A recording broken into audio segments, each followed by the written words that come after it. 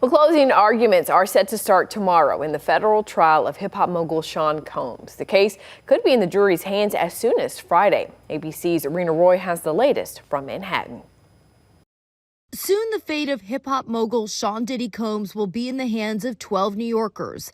8 men and 4 women will weigh the charges against him after hearing more than 6 weeks of testimony from 34 witnesses and seeing a mountain of evidence, hundreds of exhibits, and nearly an hour of sexually explicit footage of those so-called freak-offs or hotel nights. Combs' ex-girlfriends Cassie Ventura and another who testified under the pseudonym Jane said on the stand Combs forced them into those drug-fueled sex performances. Prosecutors resting their case Tuesday, shortly after the defense resting theirs too without calling any witnesses. Combs waiving his right to testify in his own defense, telling the judge, "That is totally my decision." That tells me that the defense believes that there is enough reasonable doubt that they do not need to put on additional witnesses. Because remember, any additional witnesses also opens them up to additional cross-examination. And there may be information that you do not want them to get into. After today's charging conference, when both sides argue about how the jury should be instructed on the law, closing arguments will begin Thursday. Prosecutors hoping to convince the jury Combs is guilty of the sex trafficking, racketeering, and transportation for prostitution charges he's facing,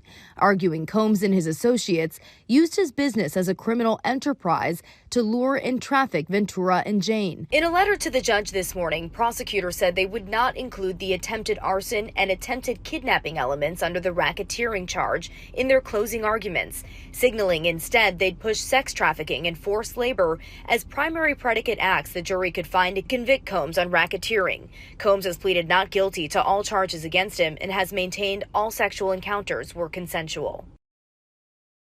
Now, after closing arguments, the jury will be given instructions and deliberations could begin on Friday or Monday. Rena Roy, ABC News, New York.